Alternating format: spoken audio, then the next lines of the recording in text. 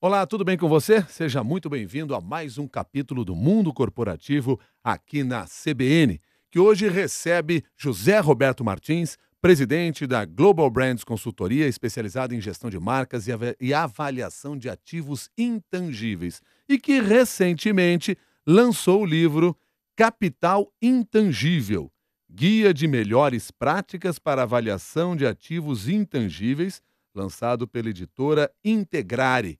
José Roberto, a primeira ideia que vem à cabeça quando nós falamos de ativos intangíveis é de uma empresa, ou é a sua marca, é a marca da empresa.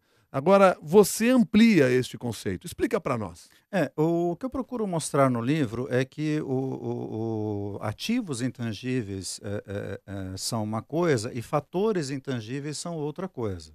Por exemplo, o que é um fator intangível? Fator intangível é a reputação de uma empresa, são seus relacionamentos, é o conhecimento dos seus funcionários, são, por exemplo, as localizações em que essa empresa se encontra, são outros aspectos que são importantes para empresas, mas que não pertencem legalmente a essa empresa. Por exemplo, uma empresa tem 39% de market share. Tá? Ela não é dona de 39% de market share. Ela não tem legalmente como vender 39% de market share. Isso é um fator intangível importante, mas ele não é um ativo importante. Um ativo intangível, ao contrário, ele pertence legalmente a essa empresa e ela pode transferi-lo. É o caso das marcas, patentes, licenças ambientais, ou registros, ou listas de clientes, contratos de distribuição, contratos de representação e etc. A marca, evidentemente, é o ativo intangível mais conhecido e mais comentado. Agora, é importante dizer que a marca é um ativo intangível só porque ela é registrada no INPI e pertence legalmente a uma organização. A marca, na verdade, ela não existe como ativo porque a marca existe na mente do consumidor.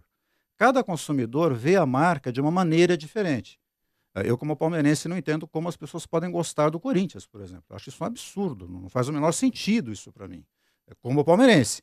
Para o corintiano, ao contrário, a marca Corinthians é importantíssima, valiosíssima, etc, etc. Então, isso demonstra em todas as categorias de produtos em que as pessoas reagem de formas diferentes às marcas, porque elas pensam de formas diferentes em relação às marcas. Então, elas são ativos porque pertencem a uma determinada empresa e porque se comunicam adequadamente com um determinado segmento da população que gosta dessas marcas. O capital humano é um ativo intangível das empresas? Não, ele é um fator intangível. Existem certas métricas, certas réguas, como o Balance Scorecard, por exemplo, que tenta medir a influência do conhecimento de um grupo de pessoas numa organização, mas o empregado tanto pode prescindir da empresa quando ele achar necessário e também o oposto ocorre. Se a empresa precisa eventualmente fazer corte de custos, ela vai mandar o seu capital intelectual embora. E muitas vezes ela o faz. E esse capital intelectual, quando ele sai da empresa, ele leva o conhecimento que ele tinha daquela empresa, da empresa A, para a empresa B. Mas a empresa não é dona do empregado.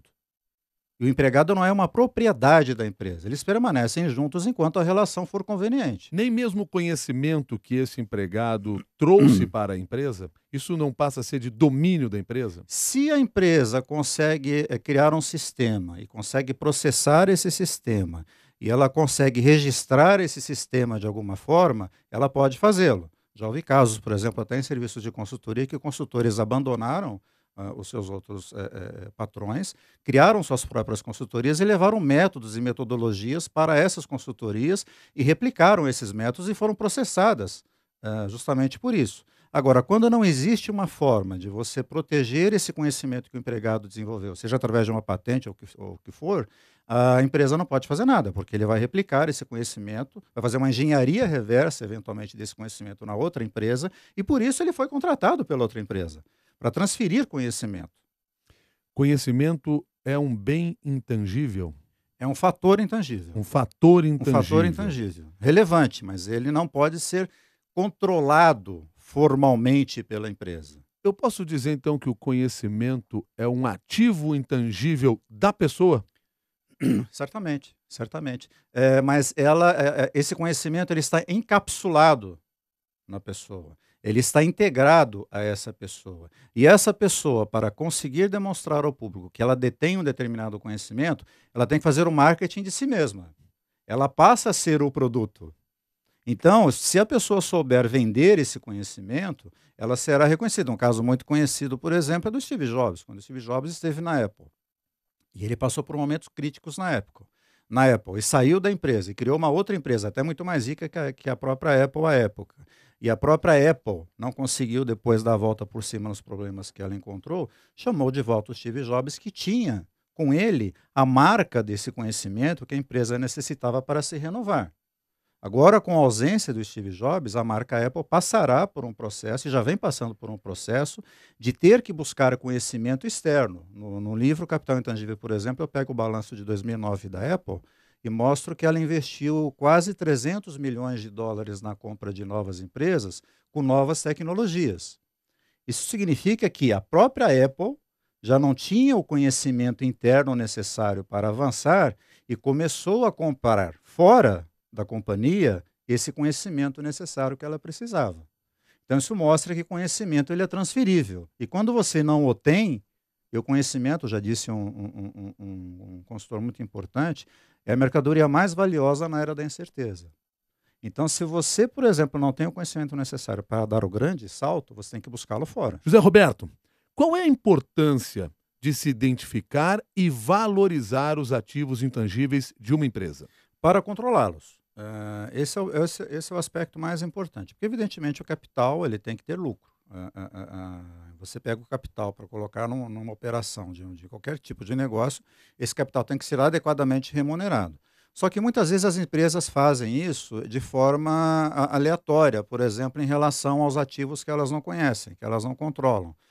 Nós vivemos hoje não a transição, mas o mundo efetivo da sociedade do conhecimento, em que, por exemplo, fábricas, plantas, terrenos, etc., já não contam mais há muito tempo. Você transfere essa capacidade de produção para países onde custa menos, onde você tem mais viabilidade de processos produtivos melhores a custos menores. O próprio iPhone, que é uma marca muito celebrada, é produzido na China desde o seu lançamento.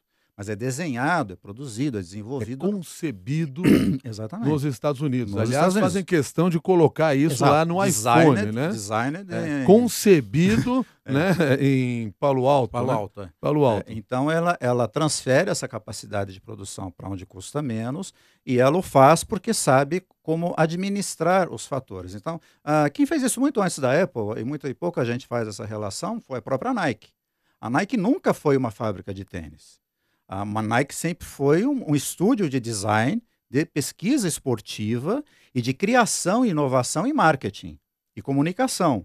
Ela sempre produziu fora dos Estados Unidos. Ela foi uma das pioneiras nessa questão, como a própria Levi's, que também foi uma das pioneiras a produzir internacionalmente. Teve problemas até de denúncias de trabalho escravo no início, etc. Até como a própria Apple, recentemente, teve que divulgar a lista de todos os seus fornecedores, porque a própria Apple estava sendo acusada de usar mão de obra escrava na produção de componentes dos seus produtos. E ela foi obrigada, pela Comissão de Direitos Humanos, a divulgar a lista dos seus mais de 100 fornecedores, para que houvesse uma transparência melhor do processo de industrialização. O que torna uma marca mais valorizada? O que torna a marca mais valorizada é a capacidade que essa marca tem de fazer promessas e entregar promessas, que simplifiquem a vida das pessoas. Então, por exemplo, fazer promessas é uma etapa que normalmente está associada à publicidade, à propaganda. Você vai fazer um comercial bonito, premiado, ótimo, perfeito, tudo lindo, todo mundo dando risada e está tomando só uma lata de refrigerante. Ou está só fazendo uma ligação telefônica. Quando você tem um problema com o seu telefone celular e você procura essa empresa e esse sistema começa a não funcionar, a marca está deixando de entregar a promessa que ela fez na comunicação.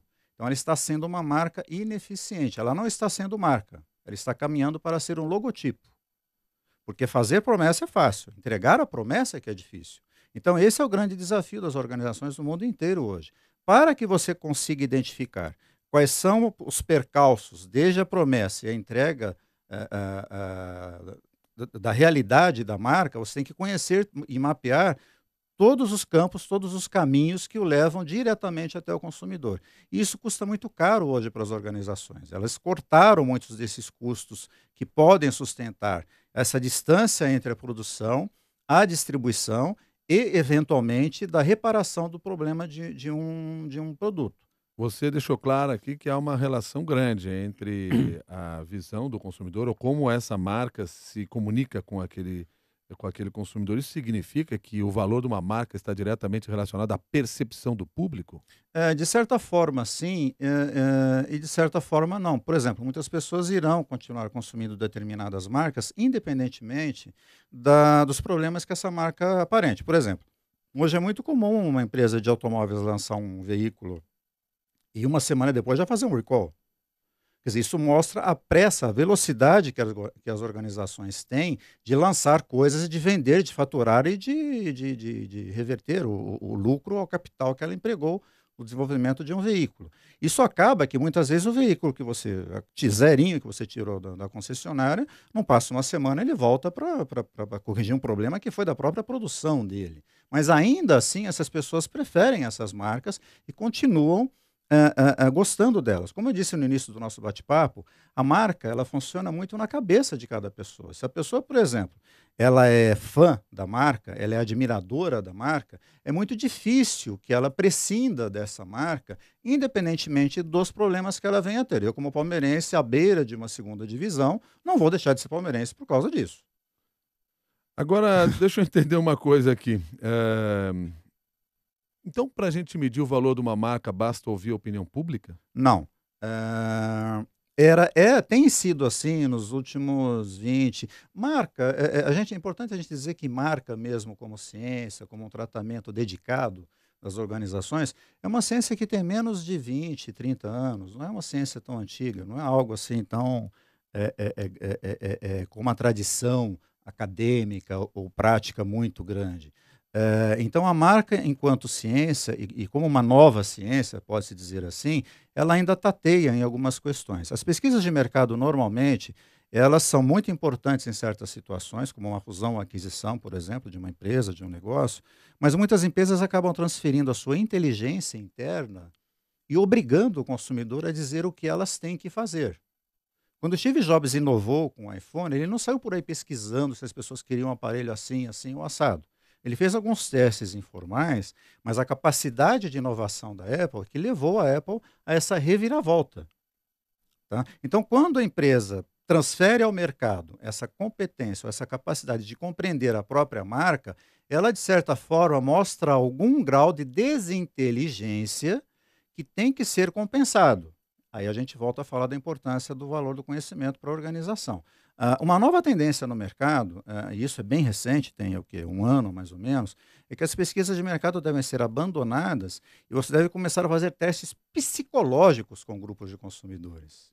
Porque a simples entrevista que você faz, mesmo aquelas que você passa na calçada, me dá aqui sua opinião, 5, 6 perguntas e tal, isso já não é pesquisa de mercado, isso é praticamente um levantamento de dados. Agora, a pesquisa de mercado em profundidade, como a Brand Equity, que é uma pesquisa sofisticada, que demora 1h30 cada entrevista, mesmo esse tipo de entrevista, começa a se mostrar insuficiente, porque como a empresa sabe pouco, e parece que o consumidor sabe mais o que quer do que a própria organização, essa mente do consumidor tem que ser conhecida a nível psicológico, em nível psicológico, e não só estatístico. A ouvinte internauta Roseli Gaeta mandou a pergunta para mundocorporativo@cbn.com.br. A Roseli quer saber o seguinte: eu tenho visto vários livros sobre ativos intangíveis que abordam essa questão do ponto de vista contábil, ou como contabilizar os ativos intangíveis. E aí, inclusive, aqui ela usa algumas expressões, o IAS/38, a Uhum. instrução do Bacen sobre como lançar em balanços os ativos intangíveis. Este livro, escrito pelo José Roberto Martins, Capital Intangível, está mais voltado a como gerenciar esses ativos? Olha, essa pergunta foi excelente. Quer dizer, o que ela colocou foi o IAS 38, que era uma norma internacional relacionada à avaliação de ativos intangíveis, e no Brasil, desde 1º de janeiro de 2008, nós temos a Resolução 11.638, que é uma nova lei que procura equalizar a contabilidade brasileira aos princípios internacionais de contabilidade. O meu livro não trata do valor contábil das marcas e dos ativos intangíveis, porque o valor contábil dos ativos intangíveis, normalmente ele só se revela em 2 ou 3 ocasiões. Primeira ocasião, os custos desses ativos. A segunda ocasião, a transferência ou a transferência desses ativos, e a terceira, a aquisição desses ativos. Como o valor econômico dos ativos intangíveis normalmente é muito maior do que o valor contábil dos intangíveis, porque a norma não permite que você coloque o valor econômico no balanço, já que não houve uma entrada de caixa na empresa, houve uma autoavaliação, e isso a norma contábil está correta, porque eventualmente a empresa poderia manipular o seu balanço e aumentar artificialmente a avaliação dos seus bens, desde um bem que efetivamente não foi transacionado, cujos custos não foram devidamente apurados. Então, no meu livro, eu não trato das questões contábeis, porque normalmente as questões contábeis se limitam aos custos dos ativos intangíveis. Eles normalmente são muito baixos, eles estão muito aquém do valor de transação das empresas. Eu cito muito no livro o exemplo, e ela vai gostar dessa lembrança, que é o caso do Banespa. Quando o Banespa foi negociado em leilão, e o preço mínimo pedido em leilão foi de 1 bilhão e 800 milhões de reais, o Santander chegou lá e pagou 7 bilhões e meio de reais.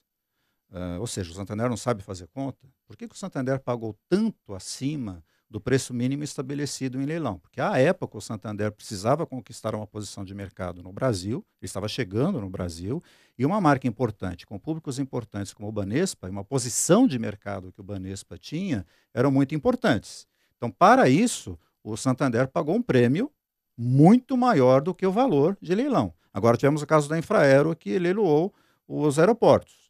Houve o mesmo problema, a mesma questão.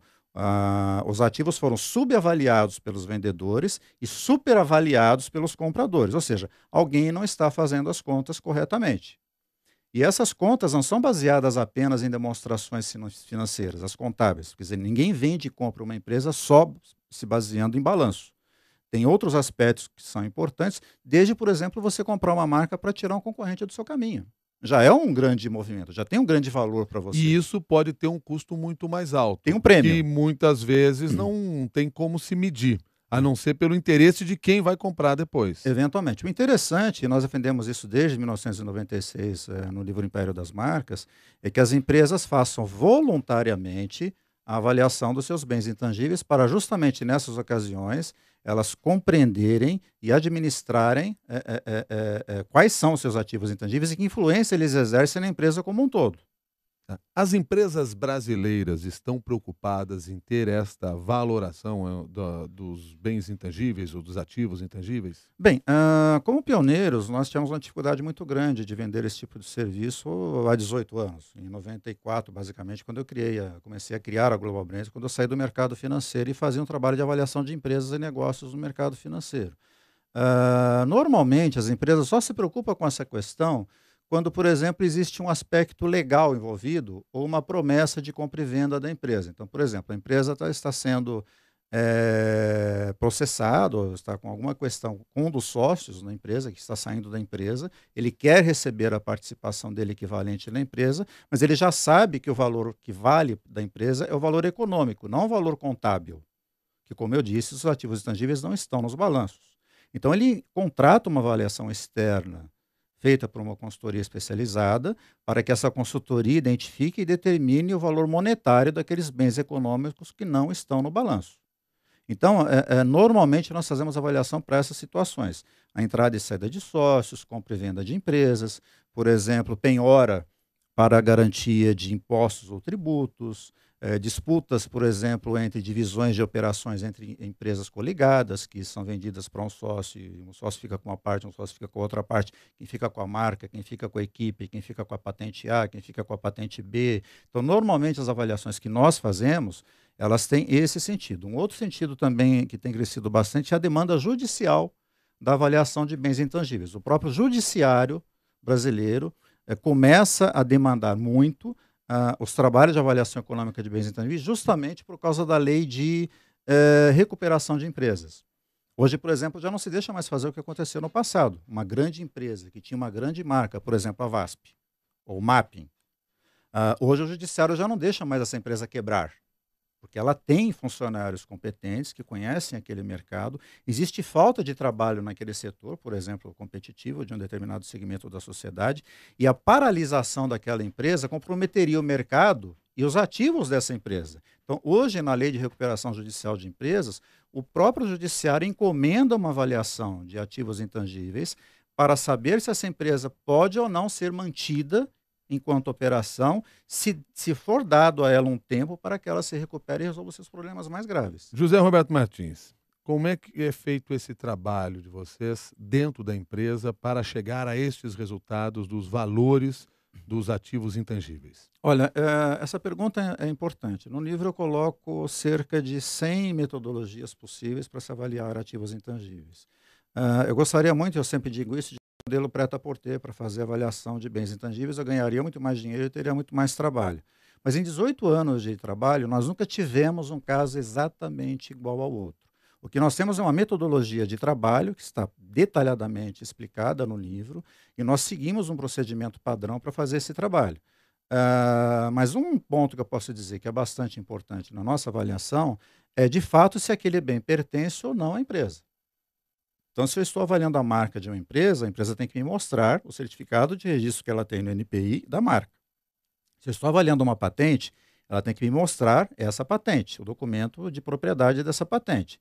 Se eu estou avaliando um contrato de distribuição de mercadorias, essa empresa tem que me mostrar esse contrato de distribuição que ela tem com o fabricante da mercadoria. E assim por diante. Então, começa com isso. No livro eu coloco até um checklist do nosso procedimento de avaliação, que pode variar de 100, 150, 80, 90 levantamentos, dependendo do ativo que nós estamos avaliando. José Roberto Martins citou o livro ao qual nós estamos nos referindo é o Capital Intangível, Guia de Melhores Práticas para a Avaliação de Ativos Intangíveis, que foi editado pela Integrare. José Roberto, nós estamos falando aqui sobre o valor dessas empresas, você chamou a atenção para o trabalho que vocês realizam internamente. Mas é muito comum de nós termos a divulgação das grandes marcas mundiais ou as maiores marcas no Brasil. Estes rankings que são feitos levam em consideração também esses mesmos métodos que vocês utilizam? Em tese, as consultorias que realizam esses rankings dizem que sim. Elas trabalham com informações externas às empresas, porque elas publicam um ranking, elas não estão trabalhando contratadas por essas empresas, elas pegam informações públicas, como os 3 últimos balanços, fazem um trabalho de cálculo mais ou menos parecido com o trabalho de cálculo que nós fazemos, e elas alegam fazer pesquisas de mercado para sentir a percepção dos consumidores em relação a cada marca avaliada e publicam o ranking.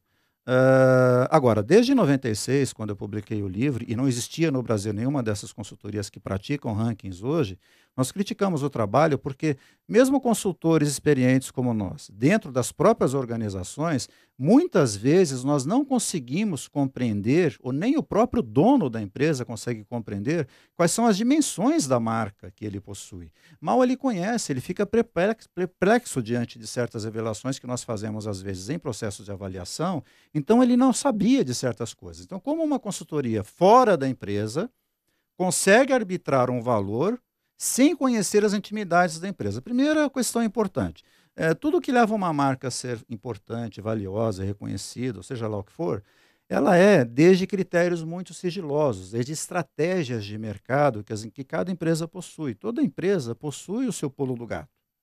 Ela possui os seus segredos, os seus processos.